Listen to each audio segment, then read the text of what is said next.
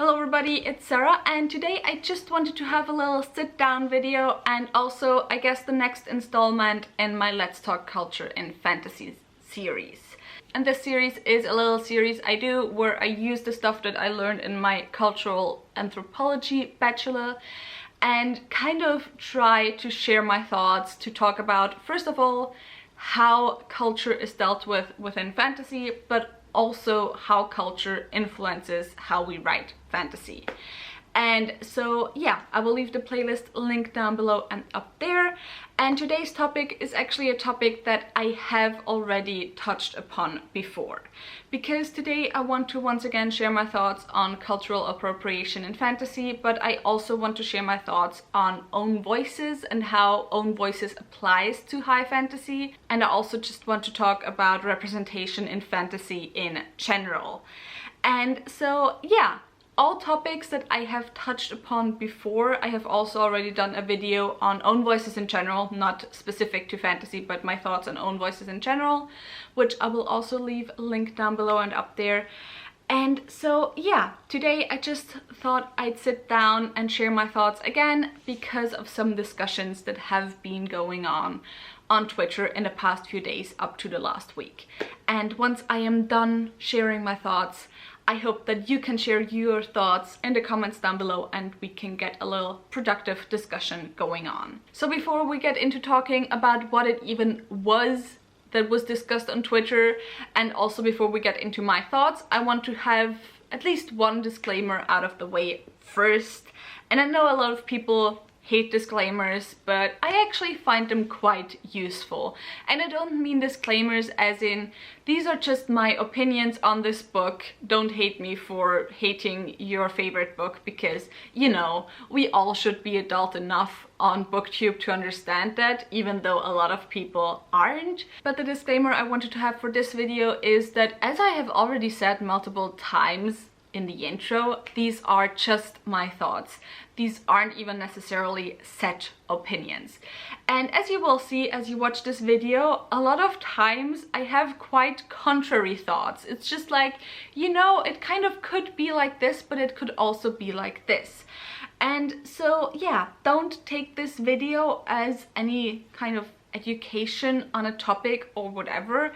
And above all, just, you know, listen to people impacted by cultural appropriation, by certain habits within the publishing industry, because as you can see by the color of my skin and also by what I have told you about myself on this channel, I am not part of a group that would ever be impacted by cultural appropriation or negatively impacted by cultural appropriation. And by the way, we're gonna get a little bit later to a rant why I don't think that judging me by the color of my skin is enough to say that I'm not of a group that will never be impacted negatively by cultural appropriation. So yeah, let's now get into the video and let's start with me recounting a little bit what I gathered the discussions on Twitter were about in the last few days.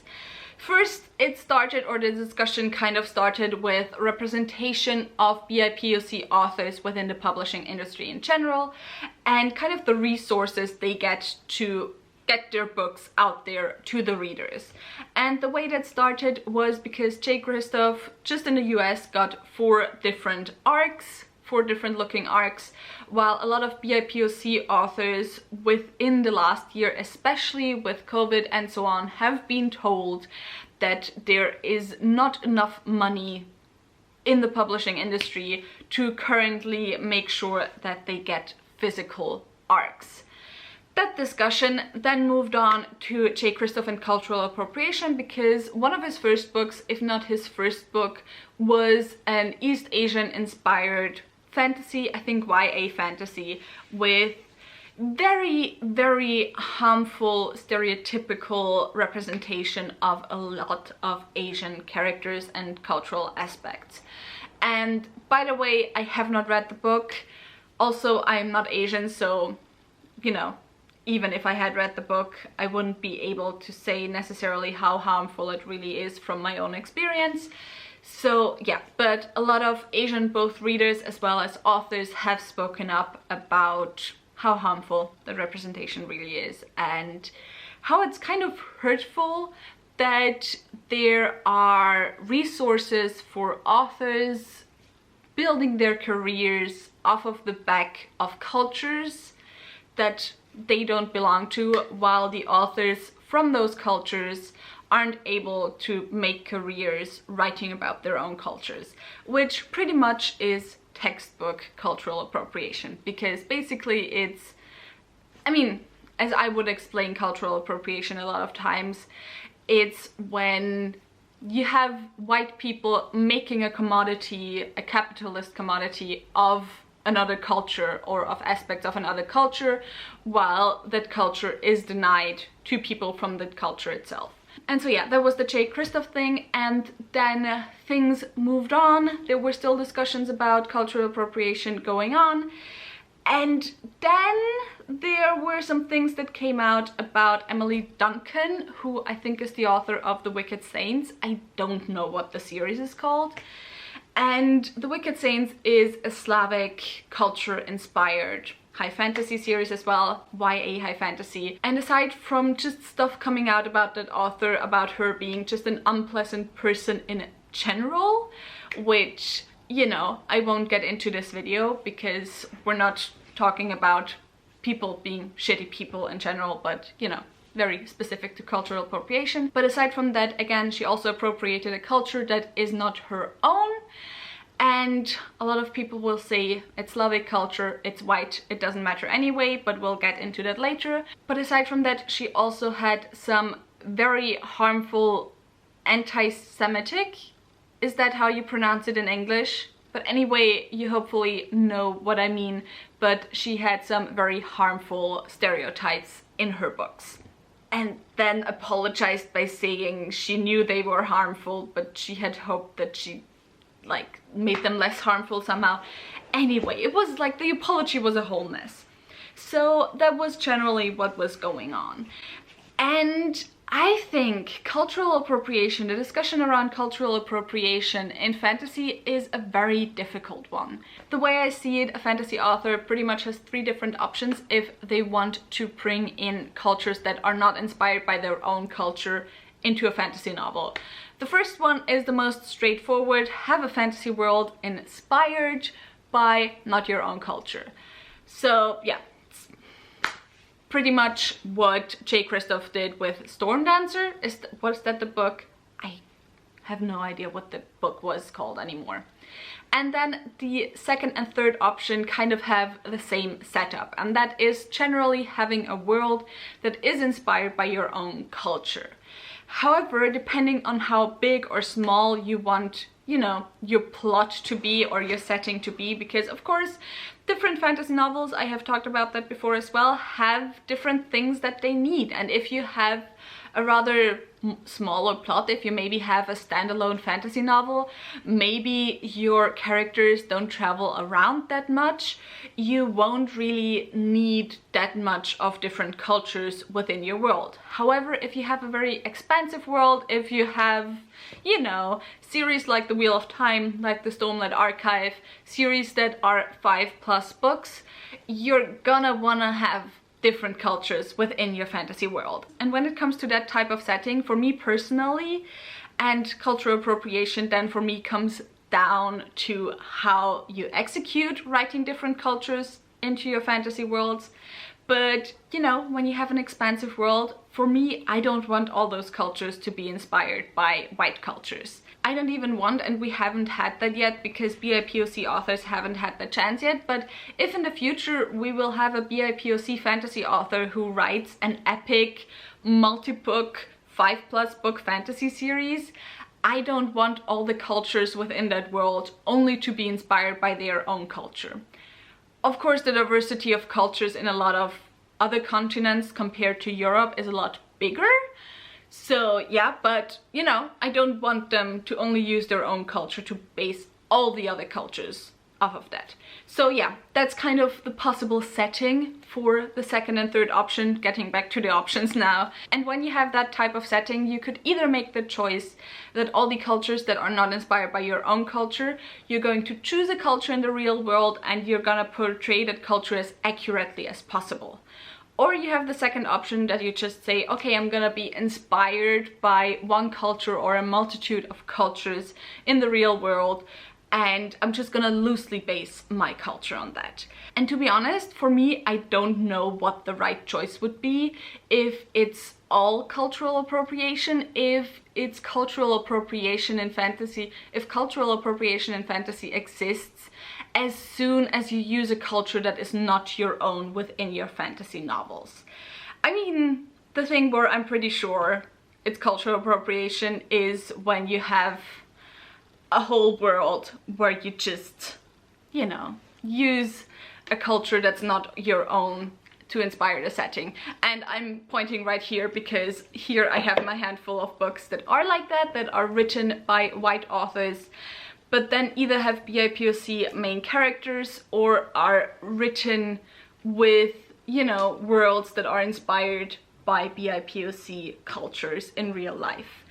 And I mean, even not from a cultural appropriation standpoint, which I think this is pretty much, you know, a textbook version of cultural appropriation, where I don't remember if I said that already or not, but you know, where you have a commodity that a white author uses, that commodity is the culture of another person, of another people, and you know, they profit off of it while the people themselves aren't allowed to profit off of it.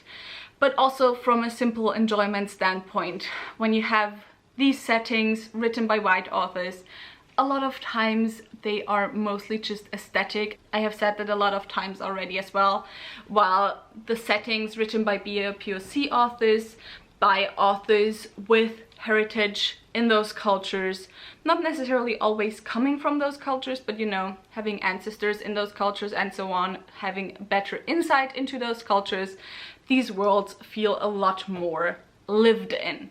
So, you know, I think when it comes to whole books set in worlds not by your own culture, that's pretty basic cultural appropriation. But now let's go back to the second and third option, because to be honest, I don't know. I don't know how to deal with it, because I already said that I prefer if you have different cultures in your world. I don't want the only inspiration for the cultures in your world to come from the same source, basically. But then I don't know if it's smarter to look at a culture and say I want to portray this as accurately as possible, because I gotta be honest, one of my biggest pet peeves is like accuracy in fantasy. Like when people complain that in a fantasy novel, if this and that happened, that isn't physically possible, because there's fucking dragons in this fantasy novel. You're gonna tell me dragons are physically possible in our world? There's magic. You're gonna tell me magic is physically possible? How do we know what's possible, you know, in that other world? And so I don't know if I want the cultures in fantasy novels to be 100% accurate to cultures that exist in our world.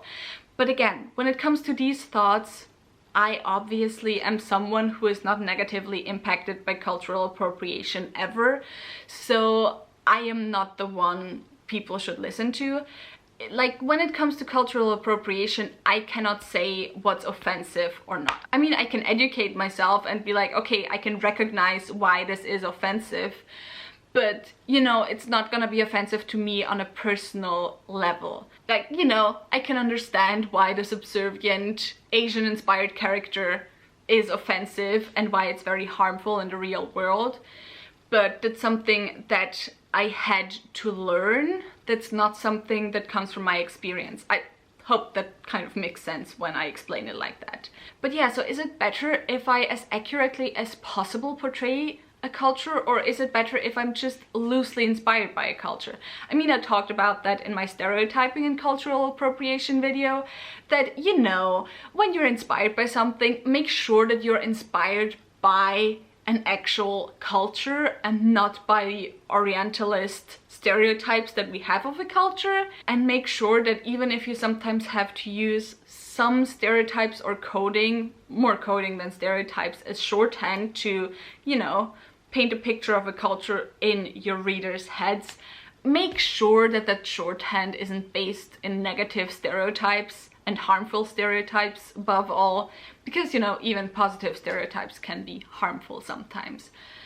But yeah, so I just think that the question around cultural appropriation and fantasy is very, very difficult just because of the simple nature of fantasy, because fantasy is not an accurate description of our reality.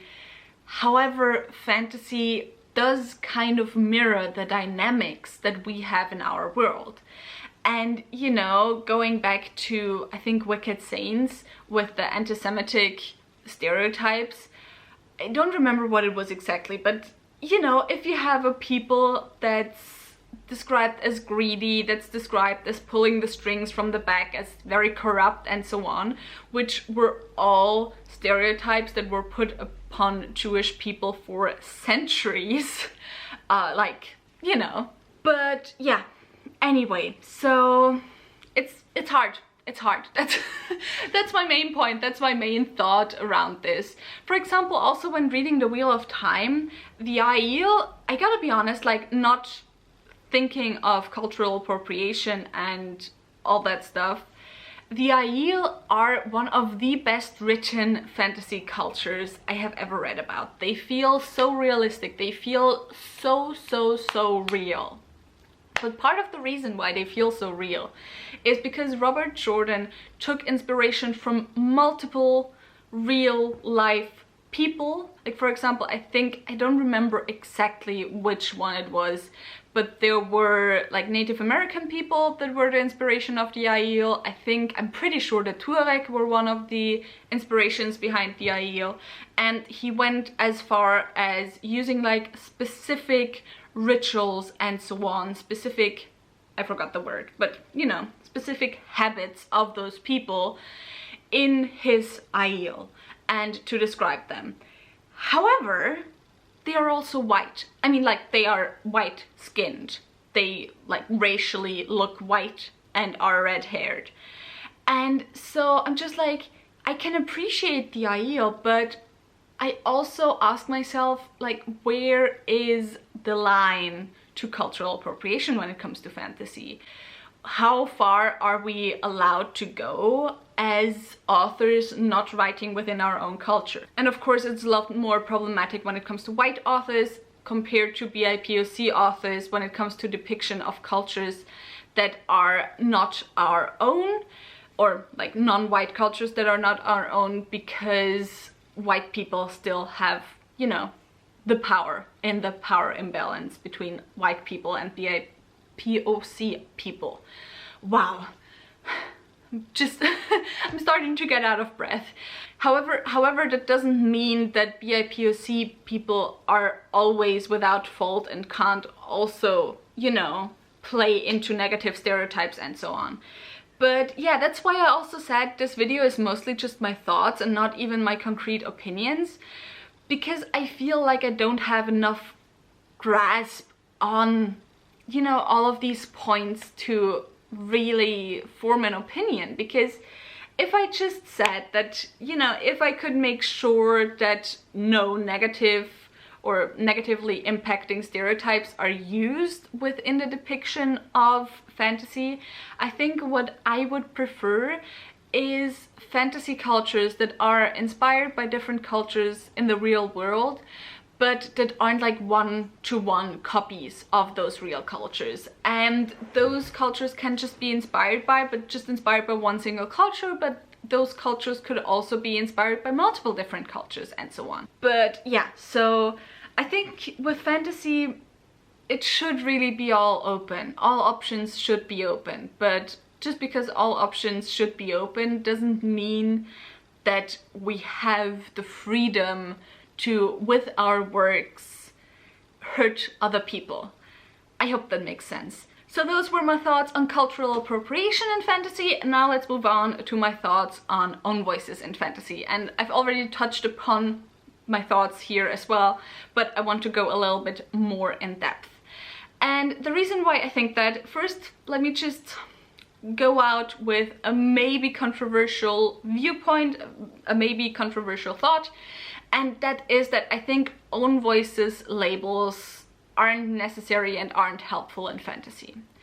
And the reason why I think that is because I think a lot of times what we would label own voices in fantasy isn't actually own voices. And the reason for that is that obviously, of course, a lot of the fiction that we read here on BookTube is by American authors and maybe some UK authors. But Asian-inspired fantasy is rarely written by actual people who live in Asia, but it's mostly written by Asian American. African-inspired fantasy is rarely written by authors who are actually from Africa. I mean, of course, there are books like that out there, but generally speaking, the books that we talk about on BookTube, it's rarely written by authors from Africa, but it's written by African-American authors. Books inspired by South American cultures are rarely written by people born in South America, but by American Latinx people. And so, you know, it's kind of a question, where does own voices end and where does it start within the fantasy genre? Because for a lot of these people, and through no fault of their own, if you can even call it fault, if you can even call it a problem. I mean, for some people it is like something that they sorely regret, but because of colonialism and because that's the case in a lot of diaspora communities, a lot of times the cultures that those worlds are inspired by are cultures that are more the heritage of the authors rather than cultures that those authors live and breathe. And I gotta change my battery, so let me quickly do that. So anyway, where was I? Yeah, a lot of times whatever inspired worlds are written by American authors. And I think because of that, you know, own voices, I don't know how applicable it is. I mean, even just considering fantasy, because a lot of times, I have said the term multiple times already in this video, it's inspired worlds. It's not worlds that are one-to-one a depiction of reality, and they shouldn't be, as I said already, it's fantasy. And so, yeah, I just think that own voices isn't really an applicable term within fantasy, because also, and you know, there was one author that was talked about a lot on Twitter, and also Lo from Lo Reading Things has talked about this quite extensively in one of her wrap-ups. I will see if I can find it and leave the link down below.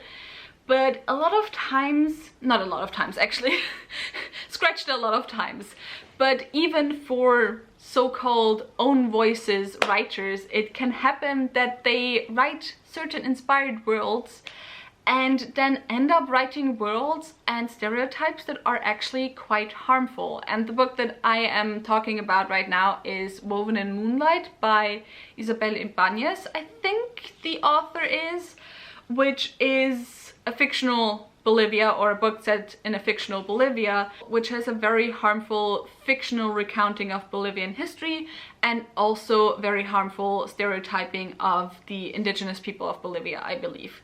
Those were the main two issues with that book. So, you know, even a lot of own voices authors have to put in a lot of work to write worlds inspired by their own culture or their own heritage. And I have seen on Twitter, I have seen a lot of authors talk about that, how hurtful it is actually to see white authors just seemingly not making an effort writing whatever inspired worlds when they struggle so much because they feel like they have never done enough research, because, you know, it's not their culture anymore. And again, through no fault of their own, because a lot of times it's because of white people that they are now part of a diaspora community. And so yeah, that's why I think it's not necessarily a useful term to use own voices when it comes to high fantasy books. But that brings me already to my last thing that I wanted to talk about, that I wanted to share my thoughts on, and that is representation in general. And you know what? I think we could maybe even get rid for the necessity of the term own voices if instead of, you know, focusing on the books and the story, if instead of that we focused on the authors. Because you can read plenty of, you know, Asian inspired fantasies and never pick up a book that's actually written by an Asian or Asian American author. However, I don't think you can read a lot of fantasy books written by Asian and Asian American authors and not pick up any Asian inspired fantasies. So I think if we concentrate on reading books by BIPOC authors, we are automatically going to read the stories with the representation. However, if we just concentrate on reading the books with the representation, then I think we can easily, just because of how publishing still works, we can easily just accidentally not read any books by marginalized authors. I also still think that it's incredibly important to make sure that there's representation behind the scenes. Because guess what? If there's a lot of representation behind the scenes, you might still get your authors that write harmful stereotypes, but if you have the representation behind the scenes, you're much more likely to get someone who says, I don't think we should publish that. This seems kind of hurtful, harmful, whatever. And the book maybe won't get published, but it will probably at least get rewritten to a point where it maybe isn't as hurtful anymore. And so yeah, I just also realized that myself, that I think 2019 I mostly looked at reading books that had representation, whatever representation in them. And I noticed that while I did that, my BIPOC shelf didn't grow that much. However, when I started purposefully reading books where the representation is the author, this shelf grew so much. Like at the end of 2019, like I think I had maybe this much or this many books by BIPOC authors. Like, I don't know. I don't even think I had that many, to be honest. But now we have like half of this shelf, we have this shelf, and we have 2 more shelves over there. And it's grown exponentially. So yeah, I just think that we should maybe concentrate more on the authors and less on the contents of the books. Which doesn't mean that we shouldn't still call out harmful contents, but you know, I think you get what I mean. So yeah, my 3 thoughts in general were cultural appropriation is hard to judge aside from, you know, the specific context of the book, if that is harmful or not. Then my second thought was own voices in high fantasy, maybe not that necessary. And the third thing is read BIPOC authors, please. Also, if you want to read more BIPOC authors that are adult high fantasy written by women, I will leave the link to a little recommendations video down below and also up there, so go and check those out. And now that I have shared all my thoughts, tell me your thoughts in the comments down below so we can, as I said, get a little productive discussion going on maybe. Actually, one last thing I wanted to mention, because there was something that just like, you know, kind of annoyed me, especially when it came to the discussion around Emily Duncan. And that is that a lot of people seem to dismiss like claims of cultural appropriation when it comes to a lot of Slavic fantasy because, you know, Slavic cultures are white.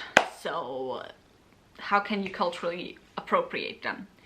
Which, you know, just shows that US Americans are not aware that dynamics of marginalization of different ethnicities work differently depending on where you are.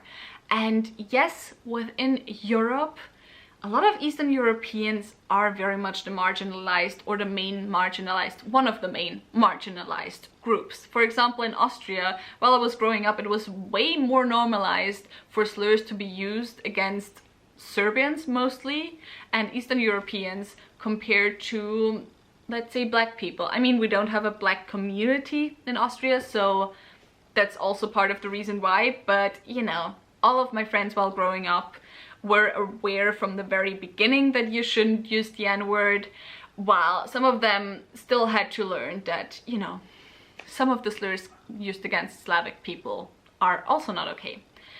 And yeah, so maybe don't dismiss someone just because they are white, because white as well as BIPOC, POC are both political terms. They do not describe the way you look.